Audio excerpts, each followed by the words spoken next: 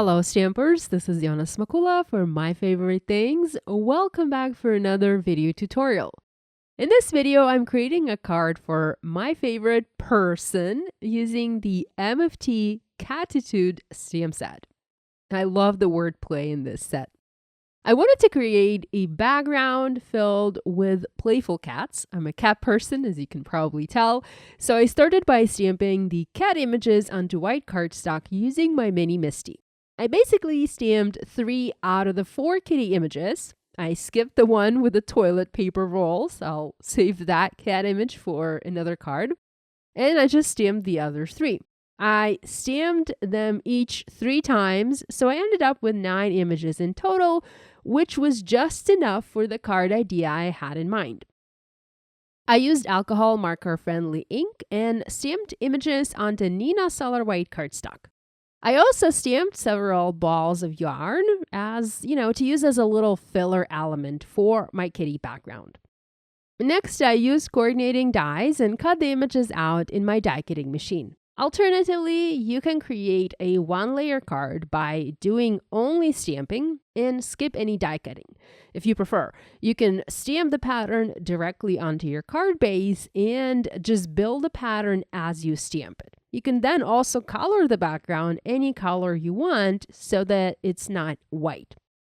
Next, I used my Copic markers and added a touch of color to each of my kitties. So the idea for this card was to keep the cat coloring to a minimum, instead bring the color in using a colored background and by adding color to the yarn.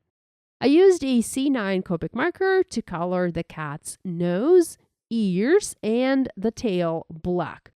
I did not do any shading and kept the cats all white. I also used the R20 marker to color their tongues pink. I decided I wanted to add some spot coloring as well, so I colored an area around the eye black, and I did color over the eye, and that made the eye disappear, but I was planning to draw it back in using a white pen. Now, you can add more spots to your kitties. You can also use a different color marker, maybe orange or brown or peach, whatever you want. I wanted my coloring to be very easy and very doable, especially for a beginner. I remember when I was starting to make cards, I found the critter coloring to be very intimidating. I did not know how to color fur.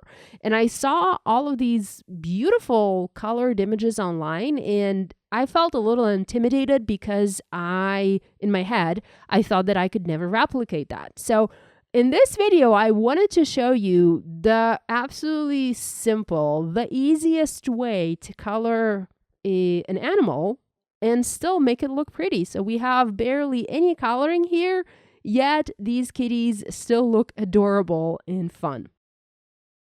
I also colored yarn, and for that I used just a single YG03 marker, so all of the yarn was colored green. The color scheme I had planned for this card was blue, green, and white with touches of black. I used a panel of light blue cardstock for the background for my card, so I wanted to have the cats sit on a colorful background, and using colored cardstock is the easiest way to do that. I used the sentiment stamp from this set, I cut it apart, and I arranged it to be a 2-line message, and I stamped it in the center of my panel, slightly toward the top. The 1-line sentiment didn't really work for me, so that's why I cut my sentiment or my stamp apart to create a 2-line message. I can easily put it back and use it again in the future as a 1-line sentiment. With that done, I sorted my colored and die-cut elements and I started building my background. Now, this is one of my favorite things to do. It is like putting a puzzle together. I have already added a foam adhesive square to the back of each of these elements. So they are first a little bit easier to handle, as that makes it easier to pick them up from my desk. And second, they end up popped up on the card and they cast a little shadow on the background, adding interest to it. I love to add dimension to my projects, and whenever I add a die cut or a colored element onto a background, I typically always use foam adhesive to pop it up. I ended up stamping a few additional balls of yarn to fill some of the gaps and balance the green color a bit better on the background. Next, I used long blade scissors and I trimmed the excess images off to contain my pattern within the background. I had some of the images go outside the pattern and I had to cut them off. At this point, I added additional yarn, and then I used the C3 Copic marker and I added shading under each element. Now, the shading is actually barely visible, but it does add a little bit of interest to the card. Finally, I used a white pen and drew the eyes back in over the black colored spots. So we have one black eye and one white eye on each of the kitties. So that finishes my card for today. If you make a card inspired by this video, we'd love it if you shared your project online and tagged us on social media. We always enjoy seeing what you make. Thanks so much for joining me today. Love you guys, and I'll see you next time.